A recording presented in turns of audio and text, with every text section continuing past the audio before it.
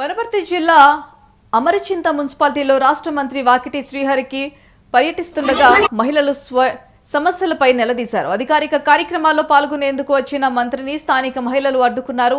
ఎన్నికల సమయంలో ఇచ్చిన హామీలు ఏమయ్యాయి అంటూ మహిళలు మంత్రిని గట్టిగా నిలదీశారు. తులం బంగారం ఎప్పుడు ఇస్తారు? జీరో కరెంటు బిల్లు ఎందుకు రావటం లేదు? మహిళలకు ఇస్తామన్న 2500 రూపాయల వృత్తి ఏమైంది అంటూ ప్రశ్నల వర్షం కురిపించారు. వారికి బదిలిస్తూ మీరు నన్ను నిలదీస్తున్నారు, అడిగిన వాటన్నిటికీ సమాధానం చెబుతా, నాకు భూదేవికి ఉన్నంత ఓపిక ఉంది అంటూ మంత్రి శ్రీహరి వ్యాఖ్యానించారు.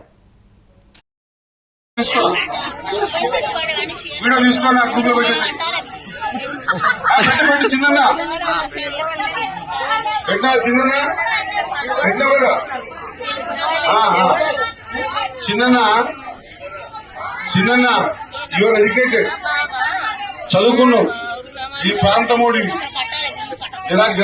ఈ ప్రాంతమోడి చిన్న కాకుంది మరి మీకు ఒక విషయం కరెంటు బిల్లు కడతారా? బిల్లు ఎవరు కడుతున్నారు?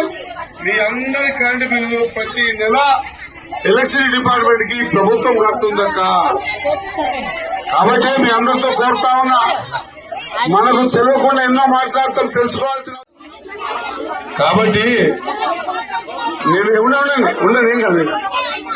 కూర్చోబెట్టి మా ఎస్ఐ గారు కూర్చోక కూర్చో.